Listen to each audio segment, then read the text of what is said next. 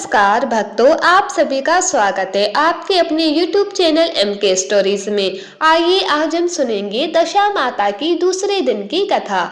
बहुत समय पहले की बात है। एक नगर में एक धनी व्यापारी रहता था। उसके पास बहुत धन संपत्ति थी, किंतु वो बहुत ही अहंकारी था। उसकी पत्नी धार्मिक और दयालु थी, लेकिन व्यापारी देवी देवताओं में आस्था नहीं रखता था। उसकी पत्नी दशा माता का व्रत करती थी, परंतु व्यापारी इसे व्यर्थ मानता था। एक दिन व्यापारी समुद्र पार व्यापार करने गया। जाते समय उसने अपनी पत्नी से कहा, ये सब पूजा पाठ व्यर्थ है, कोई देवी देवता तुम्हारी मदद नहीं करेंगे, तुम्हें इन सब पर विश्वास नहीं करना चाहिए। लेकिन उसकी पत्नी ने कुछ नहीं कहा और श्रद्धा से माता दशा का व्रत करती रही।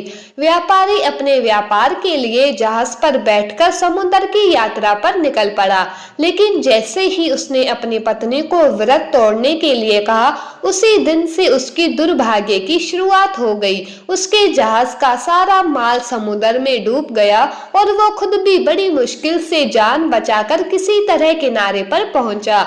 उधर घर में भी अचानक समस्याएं बढ़ने लगी। उसकी सारी संपत्ति नष्ट हो गई, नौकर चाकर छोड़कर चले गए और कुछ ही दिनों में व्यापारी और उसकी पत्नी को भूख मरने की नौबत आ गई। व्यापारी बहुत ही दुखी और हताश हो चुका था। तब उसकी पत्नी ने उससे कहा, तुमने दशा माता का अनादर किया था, इसीलिए तुम्हारे साथ ये सब हुआ है।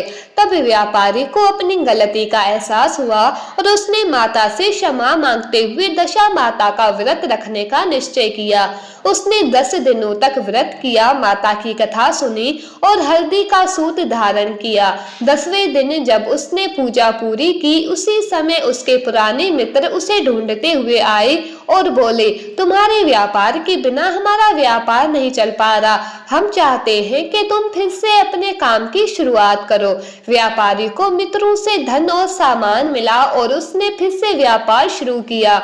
इस बार उसने माता का आभार व्यक्त किया और हमेशा उनका व्रत रखने का संकल्प लिया। धीरे धीरे वो पहले से भी ज्यादा धनवान बन गया, लेकिन इस बार अहंकार छोड़कर विनम्रता अपना ली।